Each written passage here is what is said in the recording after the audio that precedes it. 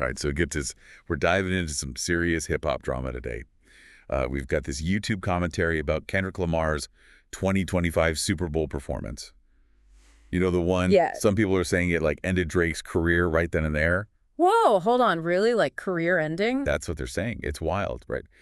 So that's what you're looking at today. Is this for real? Did Kendrick actually deliver like a knockout blow? Well, I mean, it's these two huge names in hip-hop, Yeah. right? Each kind of like representing a different vibe, different era. Totally. Yeah. Yeah, and that's what makes this so juicy. So let's start with the set list, right? Mm-hmm. The commentator thinks Kendrick's set list was like this strategic masterpiece designed to just totally overshadow Drake. Yeah, it was definitely not the usual Super Bowl thing. Most performers, they just do the greatest hits, like a big party medley. Right, get everyone singing along. Exactly.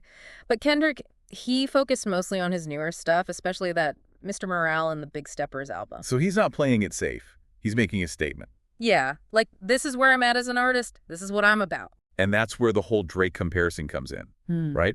Our commentator sees this as Kendrick, like, directly challenging Drake's whole style, which they see as way more commercial, less about the lyrics. Yeah, there's definitely that interpretation going on. And it all plays into this idea that there's this big rivalry between them. They even point to Kendrick performing Not Like Us as like straight up diss. Oh, yeah. Okay, Not Like Us. I've heard whispers about this song, but give me the rundown. What's the deal? Okay, so apparently there was like major behind-the-scenes drama with the song between Kendrick and Drake, lawsuits, people trying to like bury the track. It was a whole thing. So already there's bad blood. And then Kendrick performs it at the Super Bowl. On the biggest stage possible. That's got to be a power move, right? Like saying, you tried to shut me down, but look who's on top now. That's how the commentator sees it, for sure. And get this, they go deep analyzing the performance, looking for like every little hidden message, any shade thrown at Drake. Oh man, they're reading between the lines. Totally. Like they were super interested in Serena Williams dancing during Not Like Us. Ooh, yeah, I saw that. What's the connection? Well, everyone knows Drake's a huge Serena fan, right? So her being there for that song, the commentator thinks it was a deliberate jab. Like, I won the legal battle, and I've got your icon on my side. Exactly.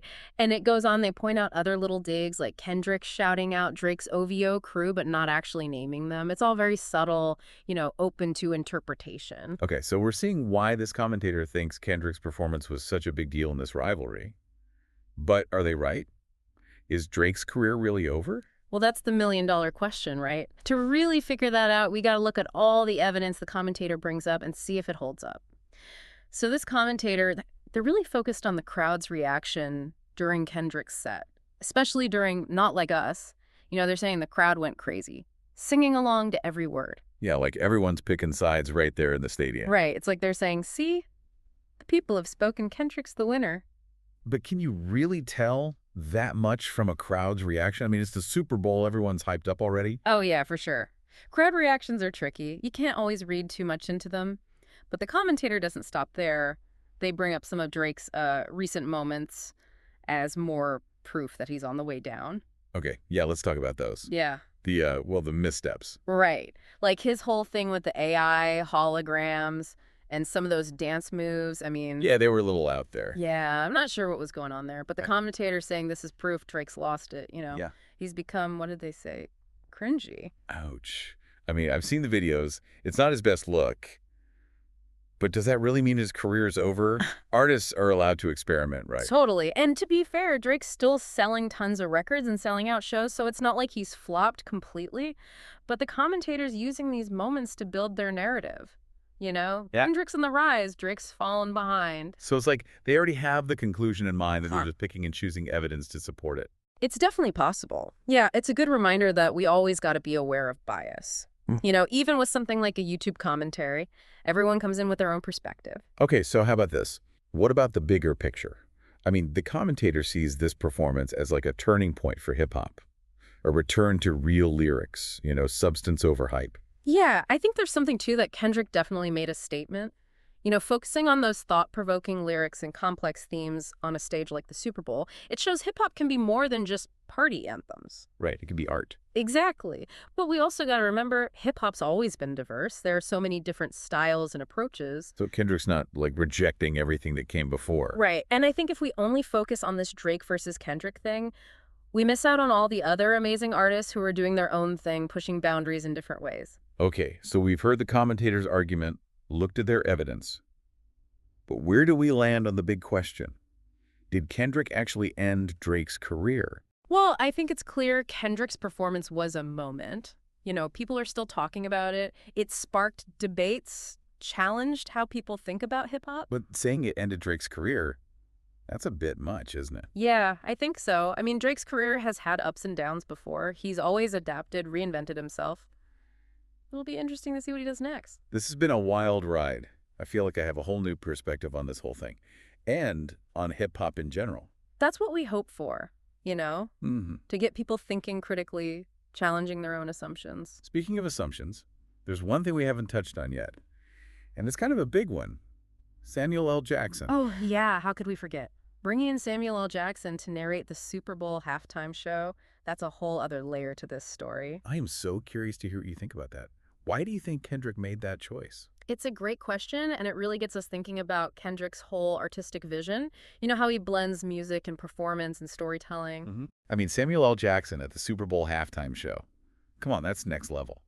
It's like he turned the whole thing into a movie. It's definitely got that cinematic vibe, and I think that says a lot about Kendrick's approach, you know? Yeah. He's not just making music, he's creating these whole experiences. Yeah, it wasn't just a concert, it was like performance art. Exactly. And having Samuel L. Jackson narrate, it adds this, like, weightiness, you know, this sense of history. It takes the whole performance up a notch. It's also like even between songs, you're not just waiting around.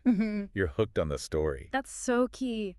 Kendrick is such a good storyteller, and he uses everything he can, even the narration, to like weave this whole narrative together. Yeah, it's like he's reinventing the whole idea of a Super Bowl halftime show. You know, pushing the boundaries, showing what's possible. And that's why it's so important culturally. He's not just entertaining, he's making people think he's inspiring other artists. But is that a good thing? I mean, he's set the bar so high now.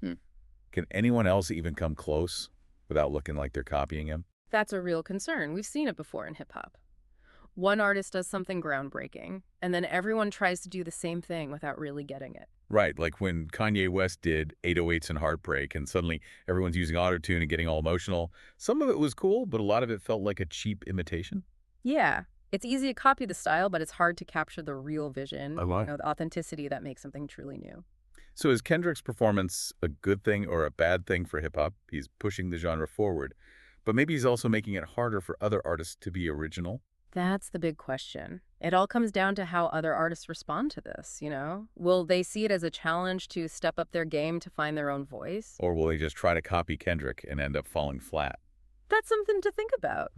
This whole deep dive into Kendrick Lamar's Super Bowl performance has really shown us the power of artistic vision, you know, how complex cultural influence can be, and how hip-hop is always evolving. It's made us think critically about what we're seeing and hearing, you know, to really appreciate how much goes into artistic expression. So as you keep exploring music and culture, you know, keep these things in mind. What moves you? What challenges you? And how can you be a part of the evolution of the art you love? That's a great note to end on. Thanks for joining us for this deep dive. We'll see you next time for another exploration of something awesome.